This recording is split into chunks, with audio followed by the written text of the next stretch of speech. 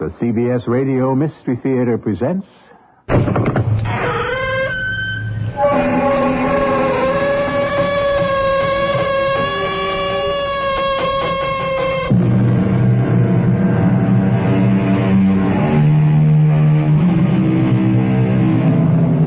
Come in. Welcome. I'm E.G. Marshall. There is a distinction between assassination and murder, though both end in the victim's death. An assassin generally kills a political figure or prominent person for a cause or notoriety, not revenge, not money. He is an optimist who appoints himself judge and jury and is generally an ordinary person. We meet one today who killed an American president.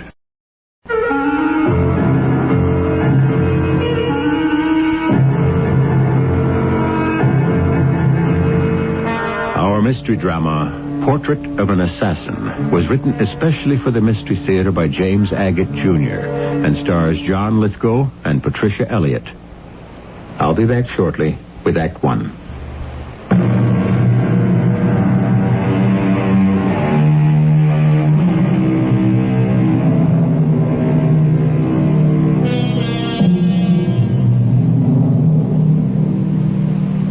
Some said he was a visionary.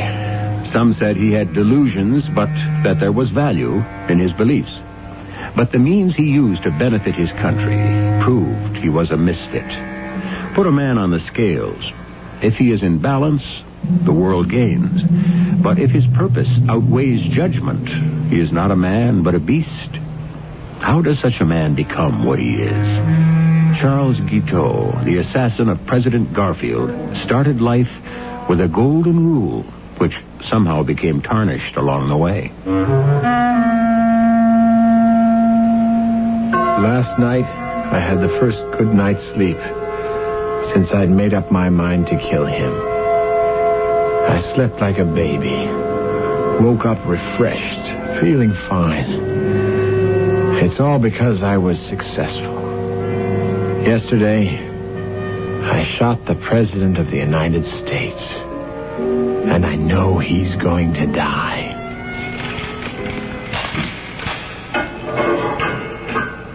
Charles? Yes? Who is it? It's me, Moreland Finley. Finley. You came after all. I'm an attorney, and we've known each other a long time. You might as well have someone you know represent you. All right, guard, you may lock me in with the prisoner. Now, suppose we begin at the beginning, Charles, and you tell me all about it. All about it. Finley, have you talked to Anna? Your wife? My ex-wife. Have you talked to her? No, I haven't. Not recently. You should. You should. Anna, why did you? Why? Are you saying, Charles, your ex-wife, Anna, is implicated in this? I don't know. If I'd never met her, would I be here? Was all this her idea? Is that what you're saying? It was my idea. All mine. She had nothing to do with it. I want you quietly and reasonably to tell me when you first decided. How long can we live with tyrants, with injustice? Charles, do you understand why you're in jail? Of course. I planned it that way. Finley, I've changed my mind. I don't need a lawyer. It's only a matter of time. Maybe minutes before they'll come for me. Who? Why, General Sherman and General Grant and the people. Once everybody hears what I've done, they'll rise up and acclaim me. Don't you understand? Not quite, Charles. I have rid the United States of America of its greatest enemy. Removed him. I'm a patriot. So I can accept all this, being placed in a cell overnight. It has to look all according to the books. Did you see the pistol I used? Yes, I've seen it. I bought one with a bone handle because I knew it would look better in a museum. Anyway, I don't think I need a lawyer, with all due respect to you, Finley. Charles, You do. Not everyone will understand that your motive was patriotism. People are so blind. I'm sorry, I'd offer you a cup of tea or coffee, but I'm not in my own house. Did you ever have a house of your own? Oh, certainly. I didn't always live in rooming houses. To look at me now in this bedraggled condition, you'd never believe I had a house, a wife, an excellent position in an attorney's office, Humphrey and Walters in Chicago. You probably heard of them. Yes. I had a house and a wife. Anna. Oh, Anna. Tell me about Anna. I'm trying to remember. Was it 12 years ago? Was it really that long ago? Tell me about Anna. I met Anna. We met at where was it? The Y. Yeah, the YMCA in Chicago. 12 years have gone. She was working in the library in the YMCA. How pretty she was. Yes, can I help you? Do you have a copy of Blackstone's commentaries? I can't find it in the stacks anywhere. Blackstone... I'm not sure. I don't believe we have. Sir William Blackstone, you must have. Why, he's the Bible for jurists. Are you an attorney? Yes, I am. I'm with Humphrey and Walters here in Chicago. I guess I'll have to look elsewhere. Oh, I wish I could be of help to you, Mr. My name's Charles Guiteau. That's French. French? You speak English very well. Well, I've traveled a great deal. One picks up things. I also speak German. Oh, I don't speak any languages. It's a defect I'm going to correct as soon as I can. Your parents are... That's the problem. They both died not very long ago, and I'm living with my uncle. He's a very well-known lawyer, too. Isn't that a coincidence? I beg your pardon, miss, but what did you say your name was? Anna. Anna Bunn. B-U-N-N. Oh, Anna. That's interesting. I've made quite a study of names. Do you know what Anna means? No, I don't. I never thought about it. I must tell you sometime. An unusual name. No, it's not. But then you're an unusually attractive young person. A great deal is revealed in a name. I'm sorry about the Blackstone. I wish I could have helped you. Perhaps, Miss Bunn, there is something you could do for me. There is? May I have the honor of calling on you this evening at your uncle's residence?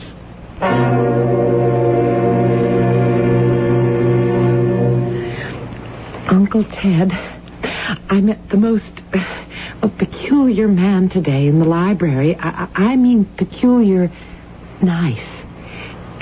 He's coming to call on me this evening. What? Tonight? Here? Call on you? Who is he? You just met this man in the YMCA? He's an attorney with Humphrey and Walters. Oh, that's one aspect in his favor. What time is he coming? He said he'd be here at 8. Uncle, you're not angry with me. He'd like to meet you. He really would. No, child, I'm not angry. I realize you're becoming a woman, and it's, I suppose, quite normal to... Uncle Ted, do you know what my name means? Your name? Anna? What Anna means? He said it was something nice, but I thought maybe you'd know. Well, there's a great deal an attorney is required to know, but the meaning of people's names is not one of them. Oh, that must be him. And it's 8 o'clock. Punctuality. An excellent virtue. What is the gentleman's name? Charles Guiteau. Well, Anna, you let him in. I have some briefs to prepare. I shall join the both of you in an hour.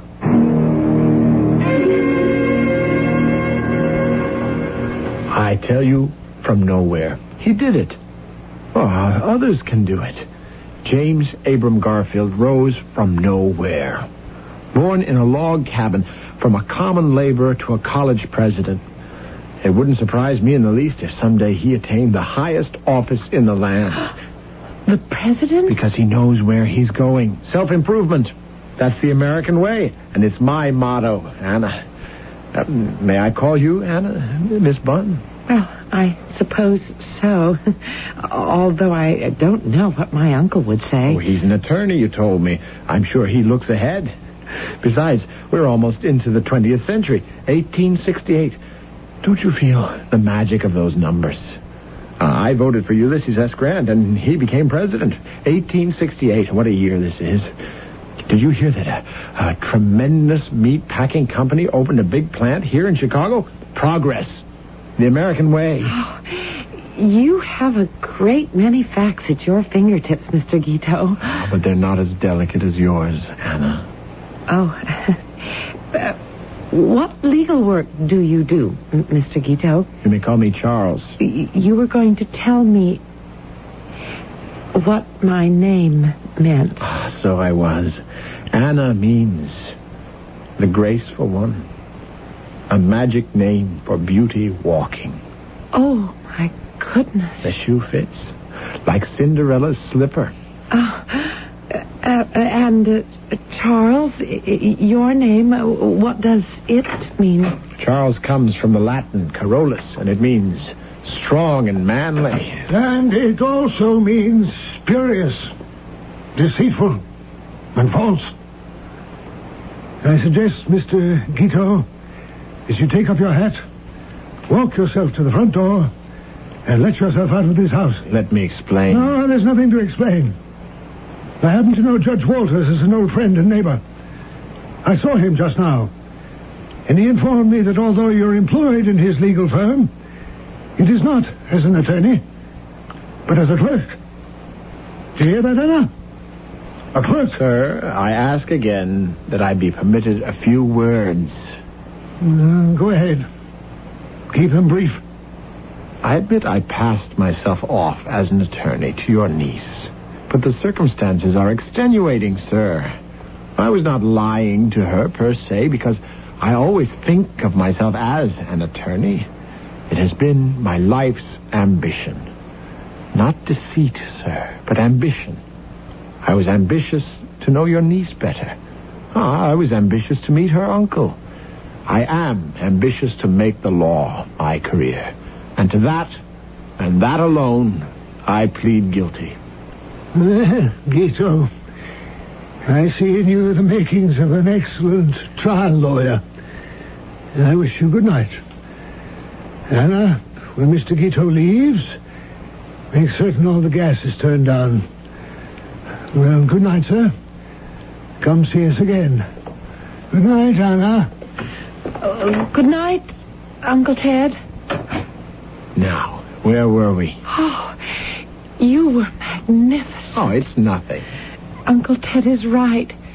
You are going to do very well. Well, of course I am. I don't need him to tell me that. You could tell everything about you when you spoke. You really are the most interesting man I've ever met. And you're the loveliest lady I have ever met. Why do you work in that library, Anna? Surely your uncle... Well, yes, he could take care of me easily, but I want to work. I want to learn. I want to do something. I think we're very much alike. I hope we can become good friends.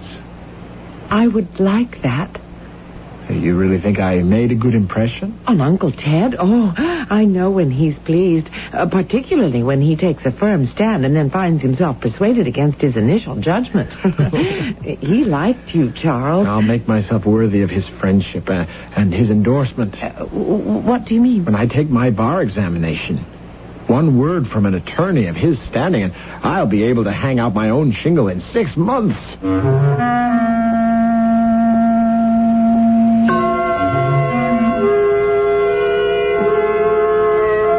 Like the pieces of a puzzle, those making up the portrait of Charles Guiteau are beginning to fit together. But like all men who believe so strongly in themselves, who have no friends but themselves, they are their own worst enemy. The paths of Anna and Charles have come together. Will they run parallel or cross? I shall return shortly with Act 2.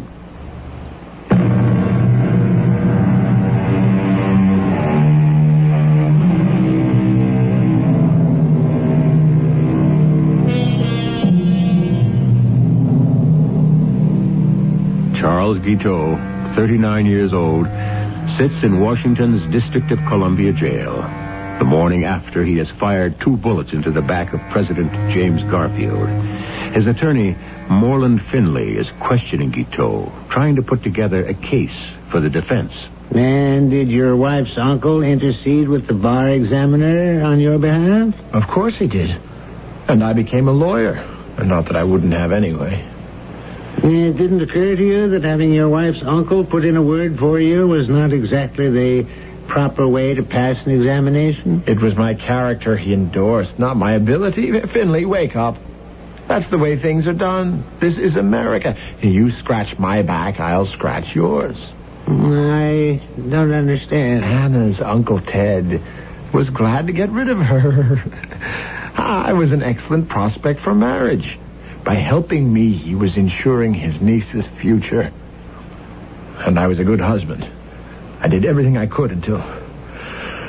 I despise her now. Marrying Anna was the biggest mistake I ever made. She has asked to see you. Here? In jail? I won't allow it. I want to have nothing to do with her. If that's so, Charles, why did you marry her? Because I married Anna because I loved her. That was then. Want to tell me about it? I remember the very day. It was a year after we'd married. Anna? Anna, I'm home. Anna, where are you? Anna, what are you doing lying on the bed in your bathroom? We're supposed to be going out tonight to celebrate. We are? Celebrate what? Anna, what's the matter with you? It's our first anniversary. We've been married a whole year. Well, you know that. Come on now, honey. Get dressed. I've got a table reserved for us at the Wisteria. Charles, Mr. Tupper, the landlord was here. What, again? I told him last week I'd start paying him back what we owed him and not to worry about it. Charles, he says if he doesn't get the past 6 months' rent by Friday, he's going to evict us. Oh, just let him try. After all, I'm a lawyer. I know the law. Wait till I show you the snazzy suit I bought in your honor to celebrate our anniversary. I told the salesman, never mind the box. I'll be wearing this suit in half an hour. Feel that material, honey. The latest thing, Cheviot. Now, you get dressed. How did you pay for it? I charged it. How are you going to pay for the dinner? Just put my John Hancock on the check. They know me at the Wisteria. They're thinking of hiring me as their attorney. I'm sorry, I don't feel well, Charles, and I don't want to go there. We mustn't run up any more bills. All right, then. I'll go get a bottle of wine. Put it in the icebox, and we'll celebrate here. I tell you what, you order what you want, and I'll make dinner for us. I'll cook it. On what? On our stove, of course. Anna, what's the matter with you? Don't you think I can cook? Charles, they came today, and they took the stove away. Who did? Bradford's, where we bought it, and they took the icebox away, too. Oh, Charles, how long is this going to go on? I'm having a little hard time getting established. Be patient. But you spent everything we saved. Everything Uncle Ted gave me when we married. New suits, dinners out. Oh, Charles, we have to be careful. You've given me an idea.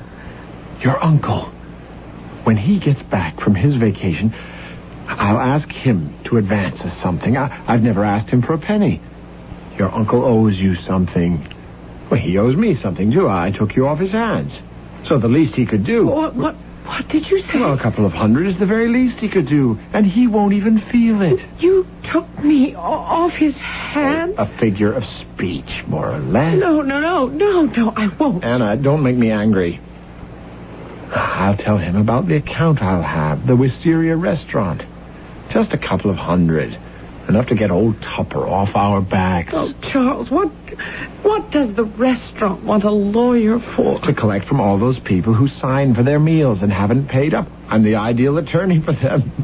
Now, how to celebrate. I've got it. Don't get dressed.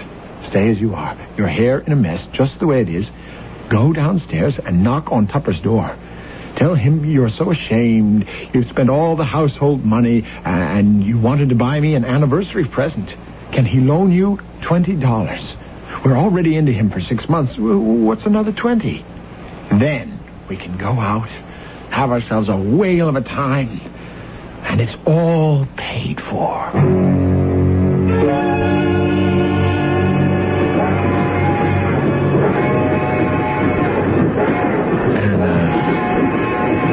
Stop crying. I'm so ashamed. Having to leave Chicago like this and not telling anyone. We didn't have to leave. I decided New York City would be a better opportunity. To be locked out of our rooms, Charles, it was so shameful.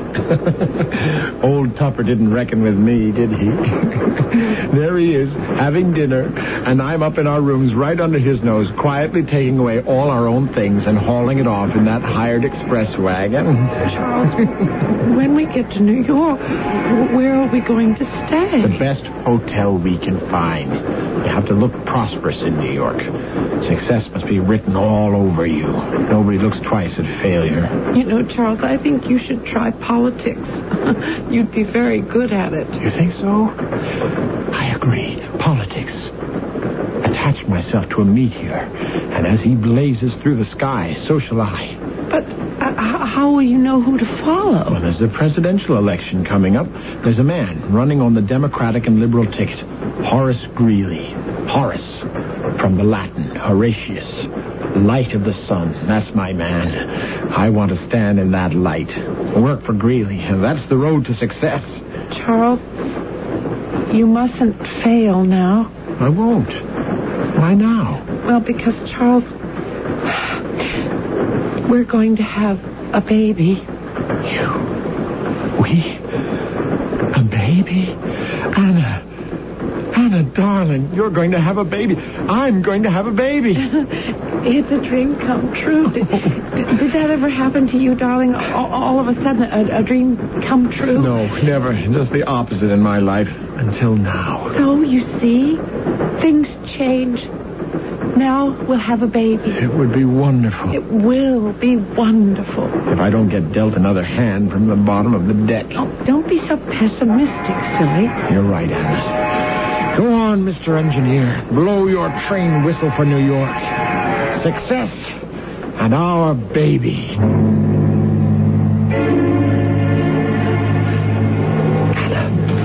Anna, come on, follow me.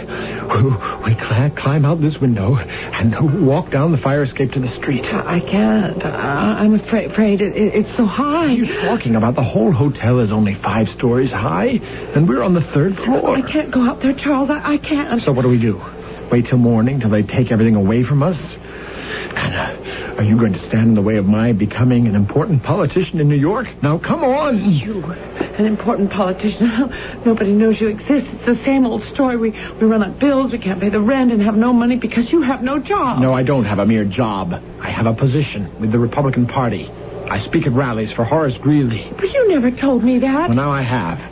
If anyone in the party finds out we had to take a moonlight flit, I can kiss my future goodbye. Now, just step over the windowsill. I've got the bag. I can't. Anna.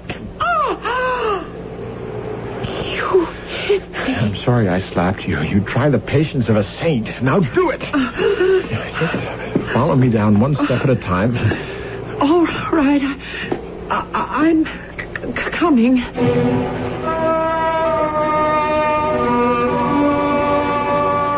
Oh, my darling Anna. It's so good to see a smile on your face. You see, this rooming house is quite cozy. I hope they fixed the loose step. I told them again, but I'm careful. I step over it. I don't mind, and neither does he. You mean our son? Oh, I'm sure it'll be a boy. Oh, he kicks so hard. I was telling Mr. Greeley about the baby today.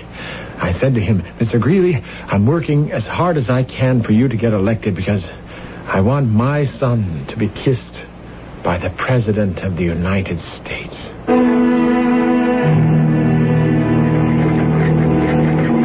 Mr. Motorman, would you slow up this trolley when you get to 22nd Street? That's where I have to get off. I said, could you slow up, please? Slow down the trolley. I'm running my cane through the front glass window. I told you to slow, and you refused. I am Charles Guiteau, a prominent member of the Republican Party. My wife is ill. I have a message to get home as quickly as possible, and you are hindering me. I shall report you to the authorities. Out of my way, woman! Can't you see I want to get to the door? Are you Charles Guiteau? Yes, I am. I'm Mrs. Hager, the midwife. The midwife?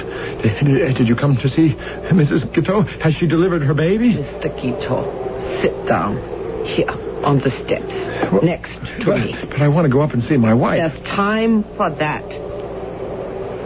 She's resting comfortably. Then you saw her. I've been with her, yes. Well, we didn't expect a baby for another month. Is Anna all right? She's all right, but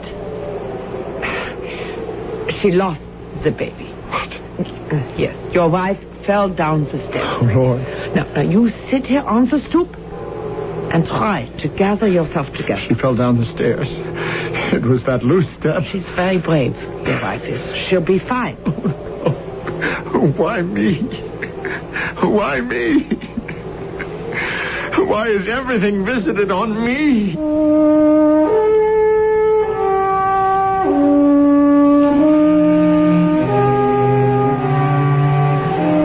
You ask yourself, Anna, what does it all mean? First, our baby who isn't even born. Then Horace Greeley, one of the greatest men who ever lived. He's defeated, and in 3 weeks he's dead. Everything I touch withers away, dies. Everything that has meaning. Charles, one must go on. You've been dragging yourself around for weeks now. Charles, what are we going to live on? I don't care. I never had a dream come true.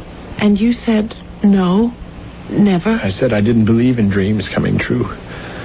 Something always deals you a bad hand from the bottom of the deck. Oh, I can't stand it when you go on and on like that. I'm so tired of hearing you moaning and groaning around the house every day. I thought I was marrying a man. You didn't choose me, Anna. Do you think I would have looked at you twice if your uncle hadn't been a prominent attorney and could give me a leg up? What makes you say such hateful things? Charles, you loved me and I loved you. Is it all in the past tense? Has it all passed? That's up to you, isn't it?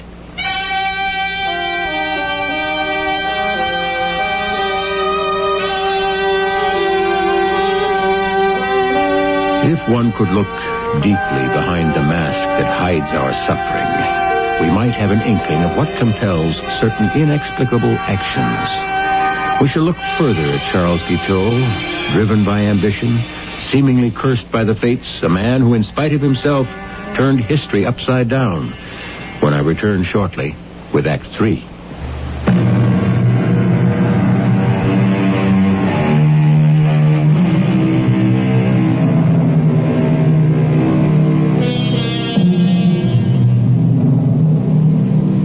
The records show that from this time on, Charles' wife, Anna, began to fear for her life.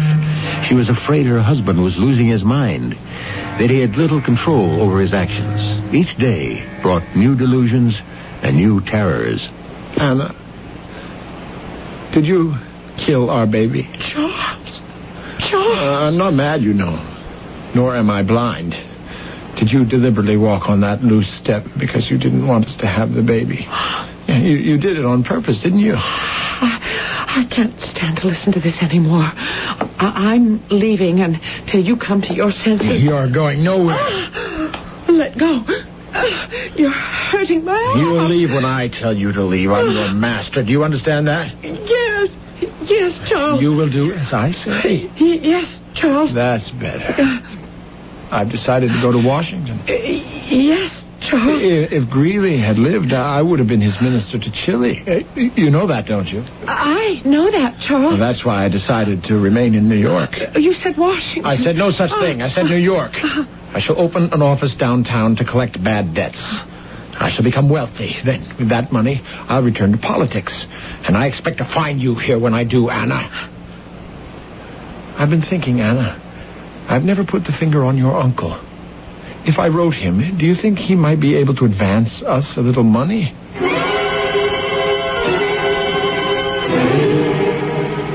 I'm sorry, Mr. Finley. My husband isn't home, but I expect him pretty soon, if you'd like to wait.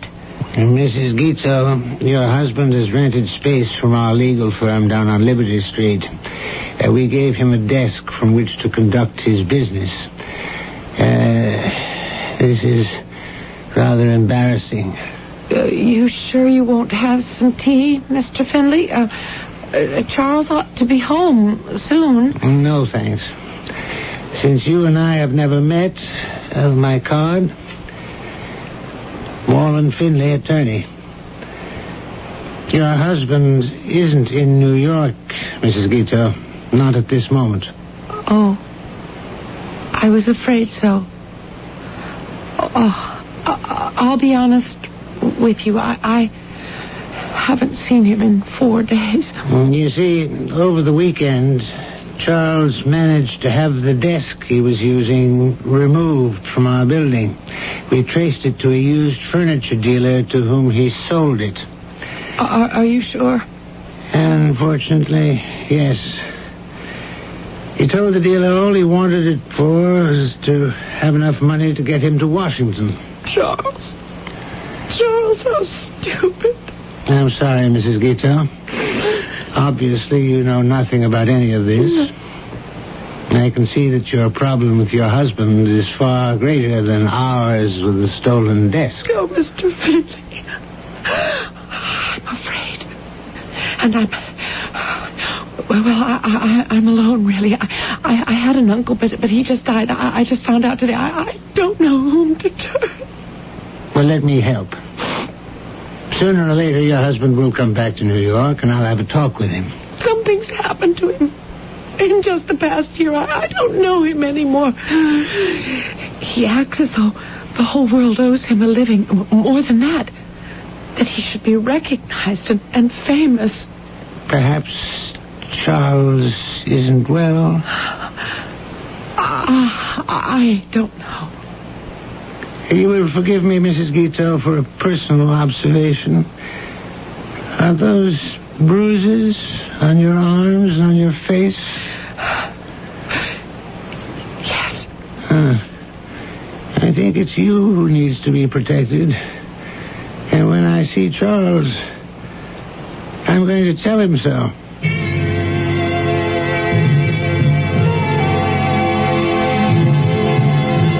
Finley, I'm sorry you're upset about the desk. Of course, I'll pay for it. It was the weekend. I needed the fare to Washington. I couldn't reach you. I mean, what else could I do? You knew I was good for it. I went to see your wife, Charles. Oh, did you? I haven't seen her yet myself. I came right down to the office from the train. She's in for another shock, I'm afraid. Her uncle passed away. I learned that while I was in Chicago. I thought you said you went to Washington. By way of Chicago. I wanted to see Uncle Ted first. I was too late. Not a dime. What do you mean? He didn't leave us a dime. Not anyone. Didn't have a dime. An illness took everything. Now, Finley, if you can wait just a few days, I will pay you for the desk. In the meantime, do you have another one I could use? I don't know that we ought to do that. But all my stationery is printed giving 96 Liberty as my address. I have to run. I've been gone a week, and Anna will be worried. But she'll be happy when I tell her I've got excellent prospects for a political career. Someday, Finley, You'll boast that you rented office space to the Minister of France, Charles Jules Guiteau. Charles, Anna isn't at the apartment. She isn't. I advised her to move out, and she has.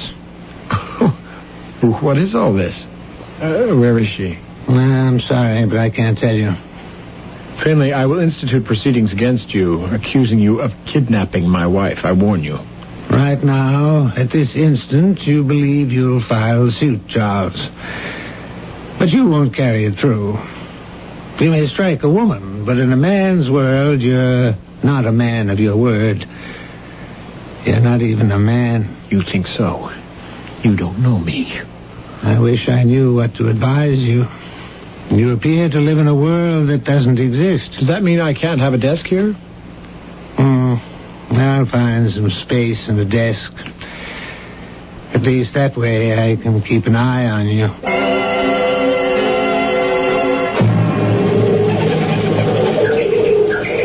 Hello, Charles. May I share this bench with you? Don't talk. The pigeons don't like noise when they're eating. What do you feed them? Crumbs and seeds. It's been a long time. I didn't know you were still in New York. I have an office uptown. Doing well? I was until today. Did you come to crow, Finley? I don't know what you mean. Have you heard from Anna? No, why should I? Please don't talk about her. You hurt her a lot, too. I was angry at the time when she divorced me. I'm not angry now. Hand me that bag of bird seed next to you, Finley. If she'd stayed married to you, how would she know you wouldn't get angry again and hurt her? Because I loved her. But that's all over. Everything's over. Did you see the Herald this morning? James Gordon Bennett's filthy sheet? No. You'll enjoy it. Third page headline. A profitable collecting lawyer.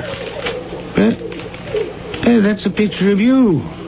What's this about? They claim that when I collect money due a client, that I keep everything I collect as my commission.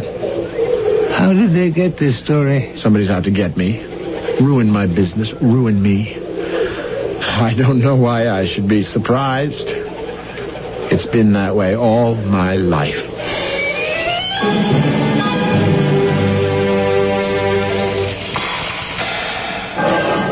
Guard, may I have another 10 minutes with Mr. Guiteau? I'll be finished talking to him then, and you can let me out.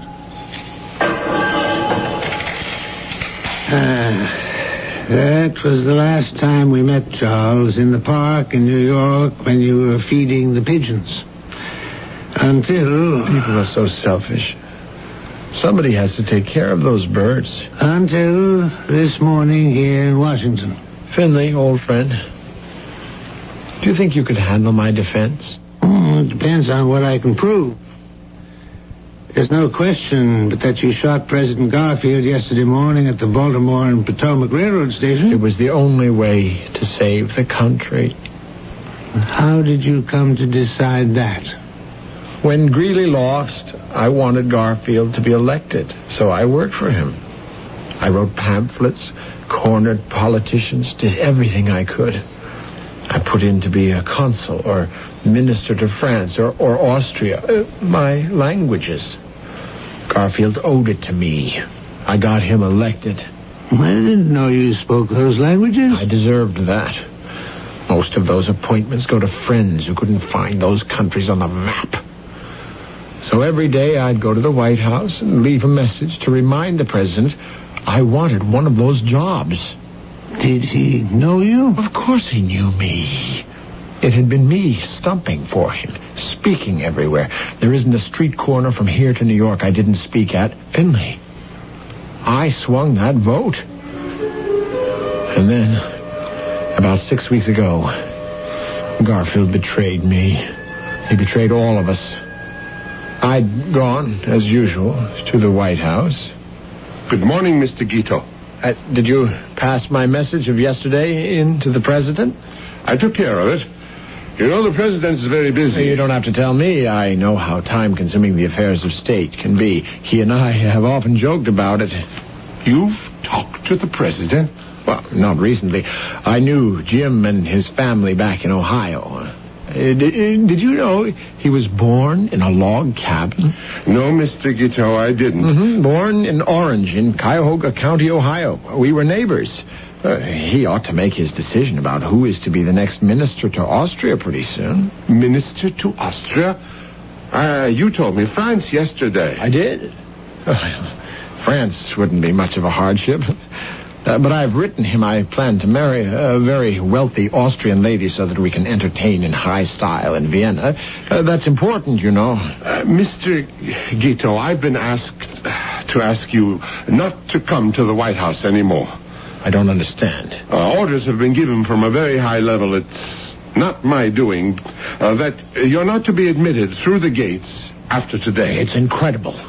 Why, I put Garfield into the White House. It was my pamphlets, my speeches. You know he won by a very narrow margin, and it was I, Charles Jules Guiteau, who got him elected. I'm sorry, sir. I didn't know that. Now, if you'll excuse me.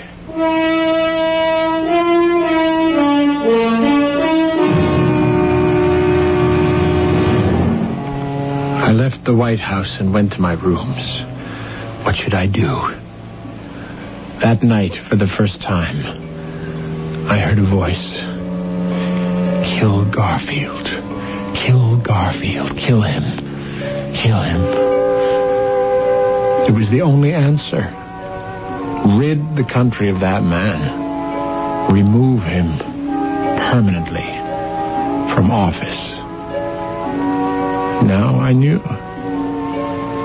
After 39 years of wondering why I'd been placed on this earth, I knew why. I suddenly had a meaning. I, Charles Jules Guiteau, had but one purpose in life, and that was to save the Republic.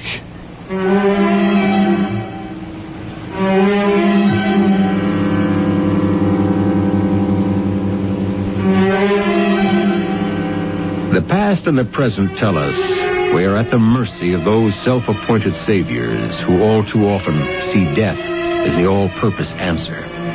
Charles Guiteau, the assassin, had a vision to heal the blindness of sight. Unhappily, it was he who was blind. I shall return shortly.